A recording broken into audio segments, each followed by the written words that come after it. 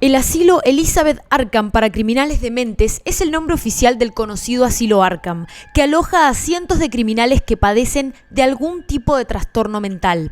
El concepto fue creado en 1974 por Dennis O'Neil y el artista Irv Novick en la Batman número 258, con el nombre de Hospital Arkham en sus inicios. Si bien son muchas las historias que han acontecido en esa locación que nos pueden dar una idea sobre lo que ahí acontece, en este video vamos a hablar de uno de los cómics más conocidos y crudos en el repertorio del murciélago, Asilo Arkham, una casa seria en un mundo serio.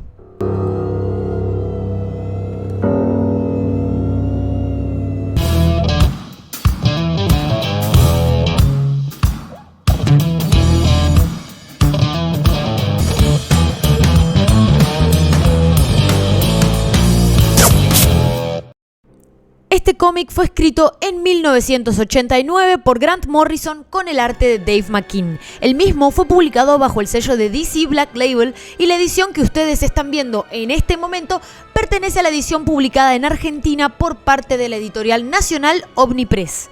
Esta edición no solo trae la historia principal, sino que además de tener mucho material extra en cuanto a comentarios y arte, viene con los 5 números de Batman Gótico, otra historia escrita por Grant Morrison, pero esta vez dibujada por Klaus Jansson. Arkham Asylum toma inspiración de la literatura de autores como Lewis Carroll, de poesía, de la física cuántica y por supuesto de la psicología, más específicamente el psicoanálisis de Carl Jung. Morrison mismo comenta que su intención era crear algo más parecido a una película experimental que a un cómic clásico y mostrar a Batman desde un punto de vista más bien onírico, emocional e irracional. El arte por parte de McKean es extremadamente poco convencional.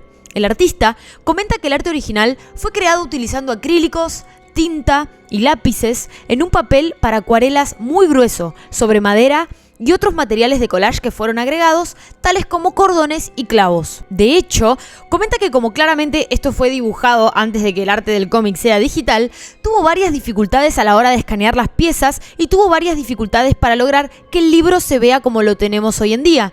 Definitivamente, esta dupla de artistas logró crear una pieza única e invaluable, arriesgándose en todo sentido, cosa que terminó dando frutos, dado que esta historia sigue siendo considerada una de las mejores de Batman. La historia nos presenta dos tramas que poseen varios elementos en común.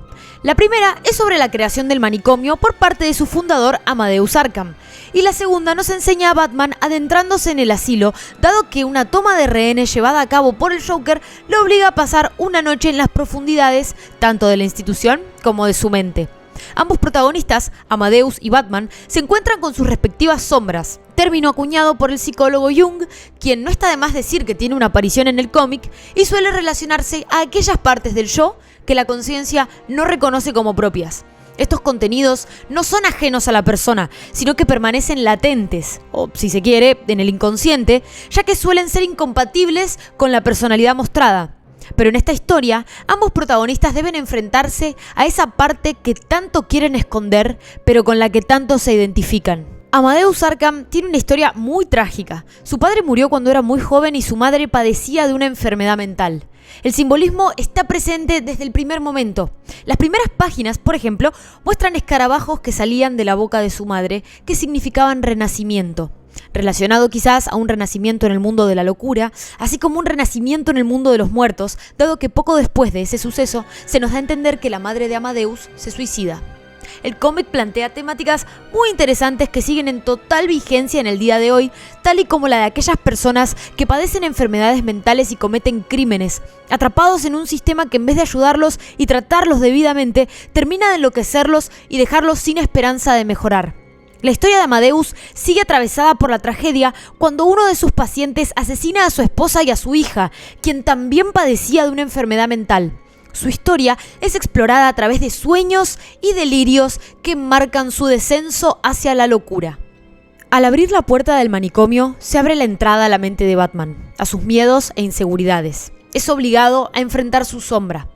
Esto es explicado por el sombrerero loco cuando dice que entrar al manicomio es entrar a una cabeza que tiene vida propia. Empieza a aflorar el miedo en él. Teme que él también haya perdido la cabeza y se pregunta si sus acciones también son tan irracionales como las de las personas que conviven ahí adentro. Tiene miedo de que Arkham sea su casa.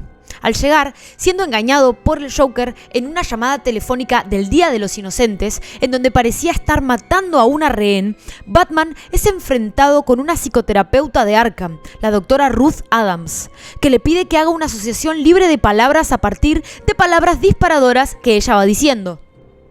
Todas las palabras que se le ocurren a Batman están relacionadas con la muerte de sus padres, demostrando una vez más que ese trauma permanece sin elaborarse por completo y es la puerta de entrada hacia la oscuridad. Tal y como le sucede a Amadeus Arkham, Batman empieza un descenso por las profundidades de su mente mientras recorre el manicomio. Nuevamente, es el sombrerero quien sorprende con su profundidad psicoanalítica en sus diálogos, diciéndole a Batman que los villanos que ahí residen no son más que proyecciones del mismísimo Batman, de esa sombra suya que no quiere ver. Y como niega verla en sí mismo, proyecta aquellos sentimientos y pensamientos inadmisibles en los demás. Según el psicoanálisis, muchas veces aquello que no puede reconocerse en uno mismo sí puede ser visto en otros, como por ejemplo en aquellos categorizados como criminales. Así que acá Morrison juega con la narrativa en dos niveles, uno más real y fáctico, teniendo a Batman realmente en Arkham y hablando con sus villanos, y otro más abstracto y simbólico. Esto sería que en realidad es toda una metáfora de la mente de Batman y los residentes de Arkham son simplemente partes de su propio ser que no se anima a ver y mantiene reprimidos en su inconsciente. En un momento, la historia de ambos se cruza, y tanto Amadeus como Batman se enfrentan cada uno a su sombra cara a cara. Se vuelven uno con ella sin distinguir en dónde empieza uno y dónde termina el otro.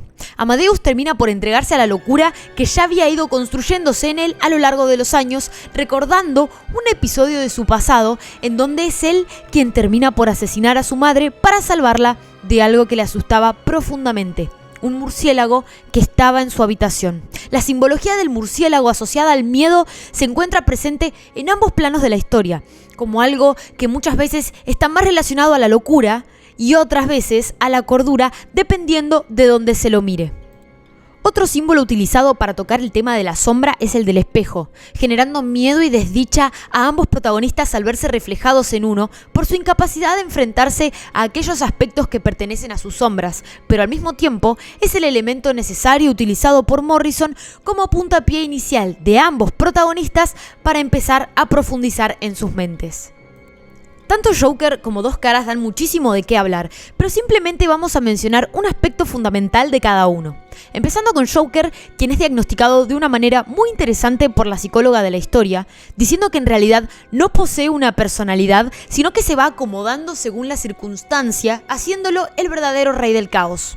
En cuanto a Dos Caras, toda su historia intenta hacer una analogía de los métodos terapéuticos de épocas pasadas, en donde muchos pacientes eran sometidos a reacondicionamientos conductuales que les hacían peor en vez de mejor, sin ser ayudados realmente, haciendo carne la frase dicha por la doctora Adams: a veces tenemos que destruir algo para reconstruirlo. Cosa que, si bien puede haber funcionado en algún que otro caso, muchas veces los pacientes terminaban realmente destruidos y punto. Sin embargo, su historia da un giro final, dejando una incógnita en el lector en cuanto a la razón de la toma de decisión de Dos Caras, pudiendo ser interpretado de diversas maneras. Muchos podrán decir que el tratamiento finalmente funcionó. Otros, siguiendo el discurso del Joker, pueden creer que quizás fue obra del azar, o que Dos Caras eligió condenar a Batman a la libertad sabiendo que en realidad pertenece a Arkham. Volviendo a los dobles planos, también puede ser interpretada como la victoria del bien sobre el mal, y la victoria de Batman sobre el Joker en el plano real, y también la victoria sobre sí mismo y su sombra en un plano más abstracto y simbólico. Por supuesto, todo esto acompañado del arte de McKean hace que sea mucho más tétrico y tenebroso, haciendo que no haya mejor dupla en la historia del cómic para escribir esta historia y generar el impacto que generaron con la misma.